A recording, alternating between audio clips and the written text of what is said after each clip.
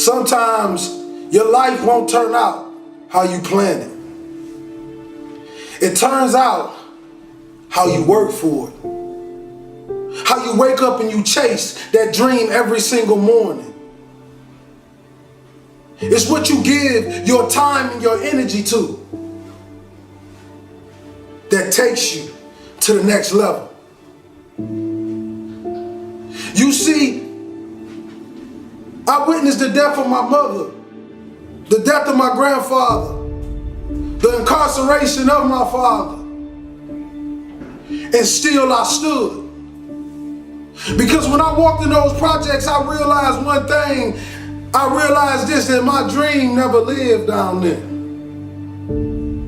I realized that everything I ever dreamed of lives in the sky, and I must jump every single day to go reclaim what's mine. And that's royalty. You see, many of us believe that just because our father was a drug dealer and our uncle was a drug dealer, that is our life and that is our forever. But I want you to know something. That is only a lesson to show us to be something more than what they thought we can be. You see, when a family tree is dying, all you have to do is take care of the roots. And if the roots is too dead to bring the tree back alive, you plant another one. Young king and queen, I'm sorry, but we live in a generation today where you're going to have to grow up right now. You're going to have to be phenomenal in everything you do because everyone in the world is chasing greatness. And what do you do when a man is going 100 miles per hour and you haven't even started the engine yet? The best gifts come from the bottom. They say, well, why you want to be great? I don't want to be great for me. I want to be great so them project babies can look in the mirror and say, I am too. I am special. That flower grew in the same streets that I grew up in. That rose rose up through that concrete, and so can I. It's a mentality. Roses can grow in the projects if you take care of the soil. It don't matter how big the house is, baby. It's the love inside of it. Take care of your community. Take care of your brothers and sisters. Hold cowards accountable for what they put in your neighborhoods. Put your crown back on your head. Let the world know your name, king and queen. This means you gotta work. This means you have to grind when they sleep. You gotta grind when they won't. You gotta grind when you do not feel like it. And this in all areas in life. School, sports, your religion. Consistency is the tunnel to greatness. Consistency will turn an ordinary man into something he never thought he can be. I want you to look in the mirror, young kings and queens, today. If you're growing up with nothing and you're growing up without, I want you to look in the mirror and I want you to say these words. I want you to say that I am royalty. I am more of my generational curses. I am more than my drug addict father. I am more than my incarcerated uncle. No, I'm not better than them, but I want to do better for them. I want to give our last name a legacy that will be remembered forever. That when people speak of it, people will smile automatically.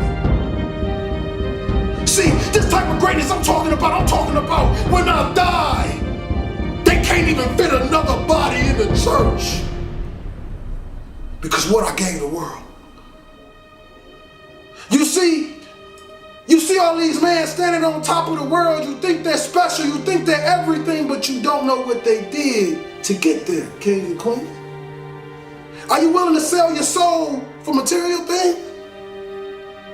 Because right now, we're losing the battle to the evil, and I'm telling you, young kings, I need you to come back. I need you to come back to the kings and queens that I know you are as great citizens. You know, young kings that walk in the room with his pants pulled up, and young queens that cover her body and only show her face because she knows she's beautiful and she loves the skin she in. You see, I want to bring us back to that. I want to eliminate the NIGGA mindset and bring the king mindset because that's what we were born of. Royalty. You see, kings and queens, life is like one man standing on one single street. And the Creator says, stay in your lane. If you stay in this lane, you will continue to ride. But if you pay attention to all the other cars, you will crash. What do I mean? I mean, don't pay attention to the next man. Pay attention to the best man. See, the best man is whoever you believe he is because the mind has power. Your mouth and your words have power. I became a speaker by walking into a school after having suicidal thoughts, ready to blow my brains out. I wanted to give some children something that they can take forever, something that can last forever, something that can push them to the next level, and then I wanted to die. But God did a funny thing when I walked out that school in Reading, Pennsylvania. 5 minutes walking down that street, I get a phone call and they say, Mr. Hollis, how much do you charge to speak? And that was the day my career started. Since then, I have done nothing but speak. Since then, I've paid every bill with nothing but what I make from what I speak. Since then, I've had a meal every single night. Since then, I've met beautiful, kind people that help me go to the next level. Since then, you get my point. God is amazing. See, I thought it was about time that somebody came to the world and they gave people true words. You know, not just talk to the people with the big wallets and the big purses. I'm talking about the people that have nothing. I'm talking about the people who can barely get cough syrup and barely feed their babies. I'm talking about the mothers left alone. I'm talking about the fathers just lost that never had a father and had a baby and still don't know how to be a father, and they call the deadbeat every single day.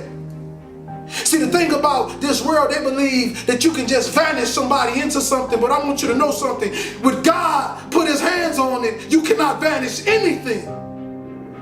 Because that's the same man that turned dirt into man. See, we tend to forget these things. We tend to forget how extraordinary our Father is. See, you got powers and we like him. You got to awaken that power. You got to bring it to life, and you got to show the world that this is real. People always ask me the question. They say, Will, when have you found what you love to do? I say, you find what you love to do when it becomes easy to you and amazing to the world. See, I hope you're listening to me today because I'm giving you my heart. I'm giving you my soul. I'm giving you what they call real motivation. See, no, I will never come to you kings and queens with that lions, tigers, and bears because I'm not a lion, tiger, or bear. I was born in the jungle, though. But we made it out. Because you know what they say about real lions? We take over the pack. And we lead it. See, that's the thing. We got a lot of lions out there in those neighborhoods, drug dealers, killers, whatever you want to call yourself. And I want you to know, King, you special. You misguided, but you special. I know you grew up without a father and your mother left you and nobody ever loved you and nobody ever told you you can be anything and you believed it. But I want to tell you this, that you are phenomenal. You are a king. You come from royal blood. You stand on the tip top of the pyramids. You are royalty, king. You are a light. You are a star.